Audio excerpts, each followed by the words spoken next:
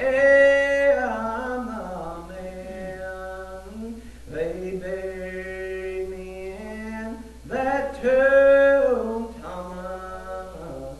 I am the man.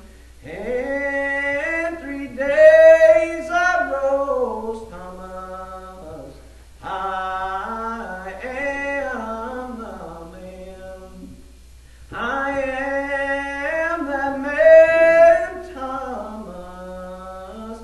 I am the man. Look at the nail scars in my hand, Thomas. I am the man. Very true. I am the man.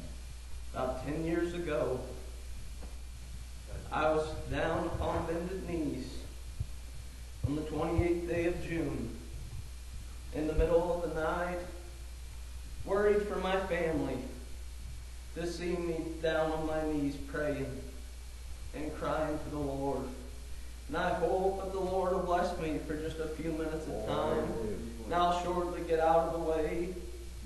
But crying as hard as I could out to Him, saying, Lord, would you save a poor sinner like me? Brother Thomas, that's the only prayer that I knew to pray. Say, God, here I am, a lost sinner. And I cried as hard as I could until late in the night, whenever I finally, down on my bended knees, fell asleep, Papa, crying out to the Lord. And you know, I woke a couple hours later and crawled up in my bed and began to cry as hard as I could. And I said, Lord, here I am. I'm nothing in your sight but a dog. Lord, I know that I don't deserve it, but God, would you save my dying soul? Lord, here I am. I give you my whole heart, for that's all that I know to give.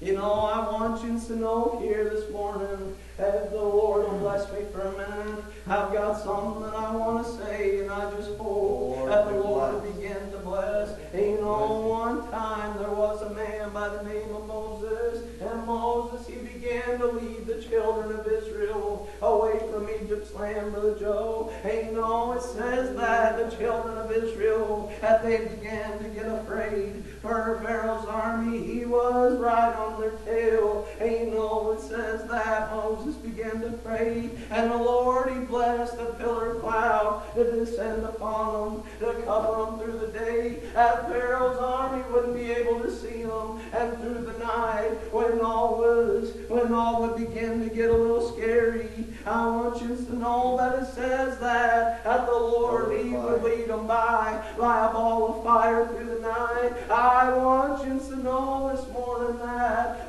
my Lord, he's such a comforting cloud. If we can just look unto him and call out on his name, I want you to know here this morning that my Lord, he is so comforting to me. When troubles come my way, when the armies of Pharaoh began to get there upon the hill, he would begin to lead them. He would lead them right through the night, right by that ball of fire. I want you to know that whenever, my Lord, whenever he begins to bless us in this life, I want you to know that he's such a comfort to me, and it feels like he just wraps his arms right around me, Brother Mike. When troubles come my way, and I see the darkness all begin to gather around me, I've got a fire down in my heart, and my Lord, he leads me by in this life. What more could you ask for? I want you to know that, and I've thought a lot about some things here this week,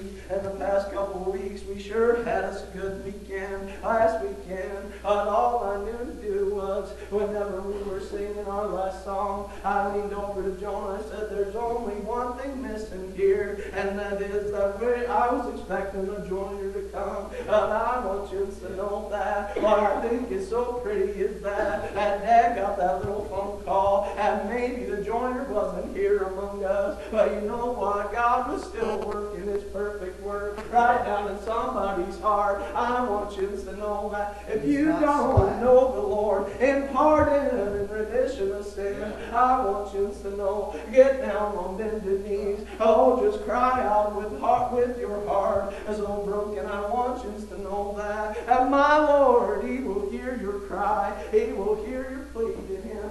Oh, my Lord, He's such a comforter to me here in this world. The blessings that I get, I don't deserve one little bit of it. None of us do. But you know what? I'm glad. And my Lord, He is so merciful. He is so kind and so true. Each and every one of us. And whenever Joshua began to lead those children of Israel, and God told him, when you go across the river Jordan, I want you to get 12 men, one from each tribe of Israel, and I want them to gather them up a stone right out of that dry land, and I'm going to have you cross over on. And you know what? I want you to know that we need to gather up our stones here in this life, and we may be able to pile them up and show this world who it is that we stand for. Show all of our children, Colton, just exactly who it is that we stand for. I'm glad here in this life, and I got to know my Lord, and that He took up His abode with me. Oh, the comfort and the willingness of you that will come over you when you're served in the Lord. Oh, what a grand feeling that it is when troubles come my way. Sister Bobby Joe, I was thinking about your little boy. Oh, I know what little pain that can cause. For whenever my little boy was born, they told me that they didn't think that he would live. And you know what? I'm glad that I've got my Lord right on my side, where all I knew to do was get down on bended knees away from everybody and have a little conversation with my Lord. That's all I know to do, Colton. And when troubles come my way, say, Lord, it's me again. I don't know what to do. There's nothing that I can do. But you know what? I'm glad. And my Lord, He comforted me right down in my heart. There was nothing else that I wanted more than anything in this world. And just for the comfort of the Lord to come, I want you to know here today that my Lord, He still hears the cries and the calls of each and every one of us. I want you to know that my Lord, He's got so much love to give. And in this world, when troubles and sorrows begin to come, you would look unto Him. You know what? I want you to know that at one time there was a man by the name of Gideon, and Gideon, he was doing work for his father, that the enemy might not see him behind the press.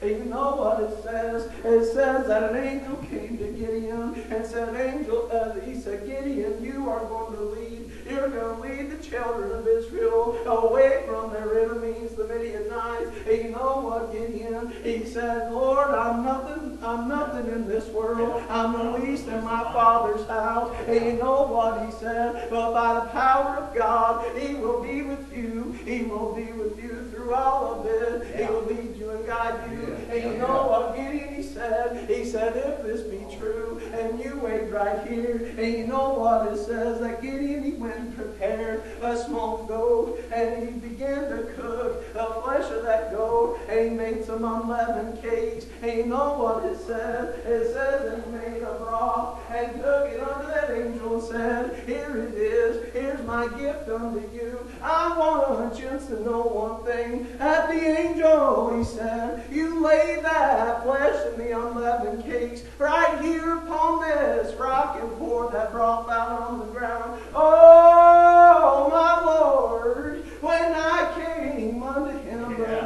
my Lord, He is that stone and that flesh and unleavened cakes. That is what you see before you. And you know what? I want you to know that the Lord, He poured my sin out right out on the ground. As far as the east is from the west, He took it right away from me. I want you to know that. Oh, my Lord, He's such a loving God. An angel, he just took his staff and he pointed right there at that flesh and those cakes. And I want you to know that it says that they were consumed with fire while down on my knees, crying out to my Lord. My heart was consumed with fire. My sin was cast away from me. Does that mean that I will continue to sin in this world? Oh Lord, no. I want you to know one thing. By our obedience unto God, that is where our faith shows true. Oh, by our faith, I'm glad that I've got comfort in the Lord. He's so sweet and kind to me, Brother Mike, to each and every one of us. As me and Mama and Papa were talking yesterday, she began to say that the Lord has been so sweet for over 50 years in this life, that He blessed them so good. I'm so glad that we have a pillar before us like that can show us the way. And all that I thought while we were having that little conversation is that as I go through this life, I want to be as good of a pillar as I can, that we may be able to carry those blessings, Brother Mike, over another 50 years or so, at least until I leave this world. When I leave this world of troubles and sorrows, I'm going to spread my wings to fly home. I'm going to go home to the glory land. I'm going to be with my Lord right over home. And if you want to go with me, I plead unto you, and cry out on His name if you don't know my Lord, and pardon and remission of sin. For there's nothing but joy in serving the Lord, and there's nothing more that I know to preach in this world, and the love of Jesus Christ. I want you to know here today that if you feel down in your heart that the Lord has forgiven you and you cried out unto Him, today is the day of salvation. Today is the day of the Lord. I'm going to go ahead and get out of the way and let the brothers come.